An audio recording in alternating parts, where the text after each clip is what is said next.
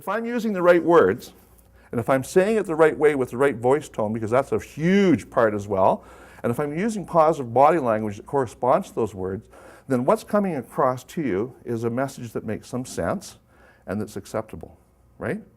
How many times have you dealt with somebody, though, where they're using great words? This is definitely the car for you. I could tell when you walked in the door that you're the kind of guy that really should be in this Volkswagen convertible. It just screamed out all over the place. I can be using the right words, but if I'm using certain body languages or voice tones or so on, you're going to pick up on that right away. I don't trust this guy. I don't care what he said. I don't trust him. Okay, I'm not open to this message. Does that happen sometimes with your customers? Can it happen with your team members? Can it happen between bosses and subordinates? Right? Does it help us to be aware of that? Does it help us to be aware that we have to be in alignment? We have to have all three working for us together in order to be credible and to get our messages through. So for example, if I've got that thinking and I'm trying to change my thinking, and maybe Ken and I never got along really well in the past, but I'm trying to patch things up. I can't wait for Ken to try to patch it up. I've got to take my own initiative because I am the captain of my ship, right? So I'm going to change my thinking. I'm going to be positive, but at the same time, I'm going to have to choose words, and I'm going to have to deliver them with full mindfulness that it has to be aligned with my voice tone, and it has to be aligned with my body language. Now, the best way for me to do that is to actually come to terms with my thoughts. I have to purge myself of the notion that you're not friendly. I have to believe. I have to change my thinking about you. Because if I've changed my thinking about you and my attitude towards you, I don't have to worry about that.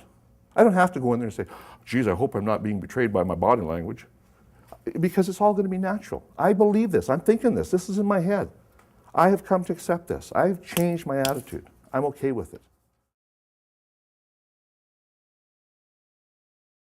I used to teach public speaking when I was, years ago. I was asked to put on a course, and interestingly, the course I was asked to put on for was a bunch of Chinese business people here in Edmonton. Many of them were fairly new arrivals in Canada, and I said, geez, I don't know if I could do this or not, because I don't really consider myself a really polished public speaker. I mean, I'm just speaking from here. I'm not thinking that much from here, and I don't speak that much from here. I'm thinking from here, speaking from here. But anyway, I said, yeah, I'll give it a try. I'll try anything. So I had these sessions with these folks, and one of the things that came up was the accent. People would say, well, I'm a bit, they felt maybe bad, they had an accent or whatever. And I tried to get them to understand this as well. Do you know the fact that you have this accent? You've got an accent, a bit of a Scottish accent. Do you have an accent? Yeah? Okay, I didn't even notice it. But even if you do, it's not a bad thing. Again, it's your thinking about it. It's actually a good thing. Because I personally like listening to people with accents. They're different. They have a different, who would agree with me? Yeah. Totally. Pay more attention. I love accents. I love it. And I'll quite often say to somebody, where's that accent from? It's really interesting. Yes, you do have to listen more carefully, They just can you repeat that again, please?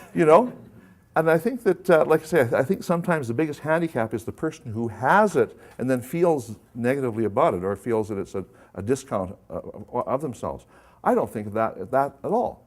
Sure, you want to be better, and sure, you want to enunciate and all this stuff and so forth, but the fact of the matter is that most, like for example, when you're a public speaker and you're up in front of people, I find that people who've got a bit of an accent, the crowd goes real quiet because everybody wants to understand. They want to understand what they're saying, and they're giving them a bit of a break, so they're listening more carefully. So to me, it can be a plus.